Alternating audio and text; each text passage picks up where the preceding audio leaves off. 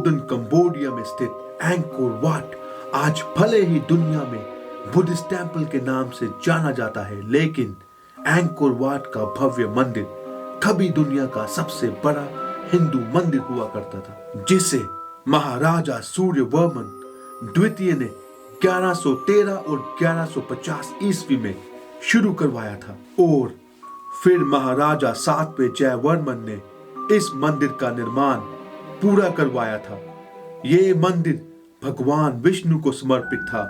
कहा जाता है कि इस मंदिर का असली नाम वराह विष्णु लोक था।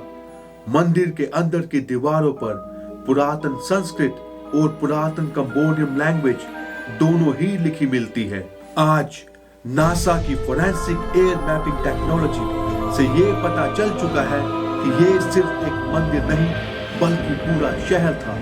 एंकोर वाट लंदन जितना बड़ा शहर था, जिसमें करीब 90,000 से 150,000 के बीच लोग रहते थे। विज्ञानियों का मानना है कि इस शहर को करीब 300,000 मजदूरों ने बनाया और इसको बनाने में 30 साल से भी ज्यादा लगे।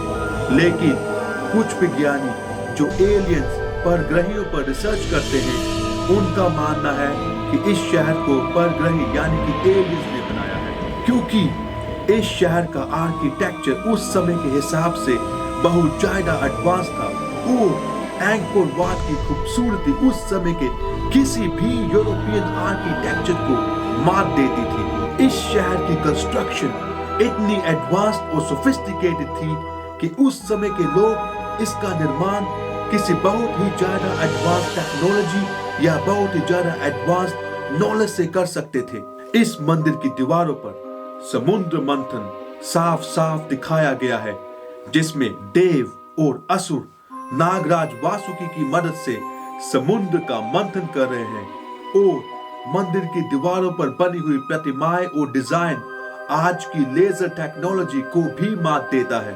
कंबोडिया एक बहुत ही गर्म मुल्क है और 1100 ईस्वी में एंकोर वाट के लोगों ने इतना कॉम्प्लेक्स वाटर सिस्टम तैयार किया जिससे वो चावल की खेती बहुत ही बड़े पैमाने पर कर सकते थे। आज की तारीख में भी आर्किटेक्ट एंकोर वाट जैसा इतना कॉम्प्लिकेटेड इंटरकनेक्टेड कनाल सिस्टम नहीं तैयार कर सकते।